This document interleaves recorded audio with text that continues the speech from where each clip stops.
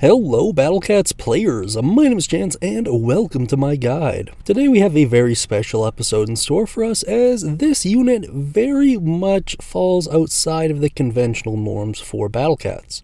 And unfortunately, it met a interesting fate. Today we're going to be taking a look at Capsule Cat.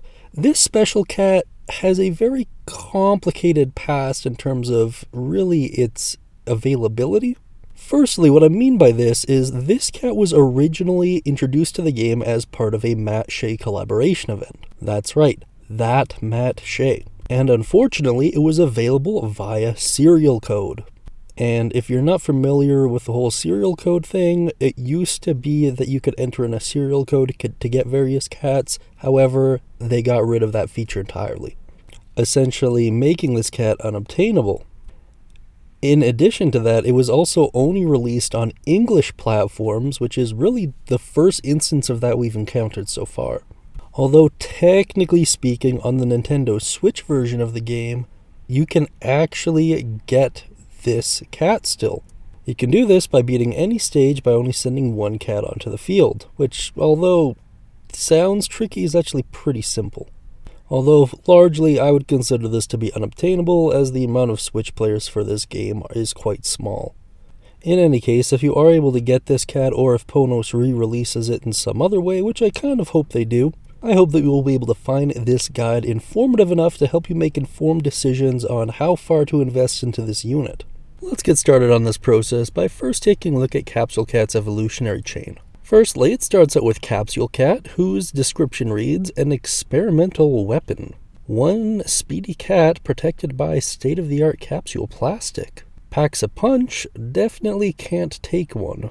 Then at level 10, it will evolve into its current final form, that being Cramped Cats, whose description reads, Capsule Cat felt lonely and posted an ad for roommates. Overestimated the space in his flat, it's always cuddle time whether they like it or not.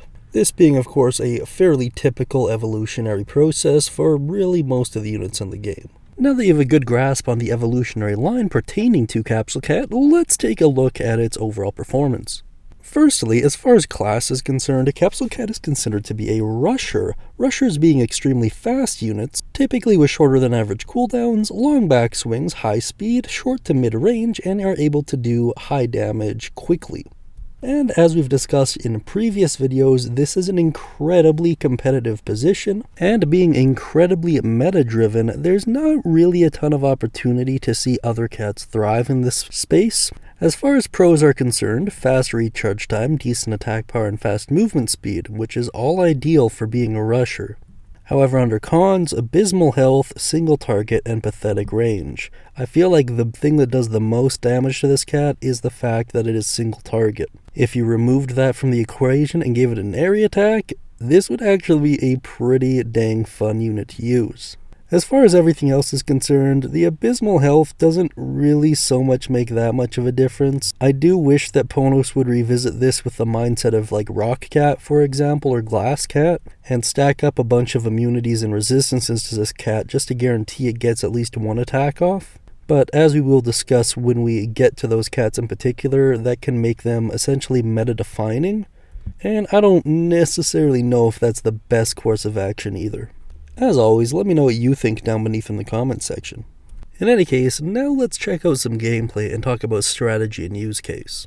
As far as cost is concerned, for Chapter 1, this unit will cost 444 cents, Chapter 2, 666, and Chapter 3, 888 cents. And much like most rushers, this is essentially considered to be a one-shot bullet to smack an enemy. And while Capsule Cat certainly has the speed and technically the damage for it, the biggest limiting factor is his health, and overall survivability for that matter.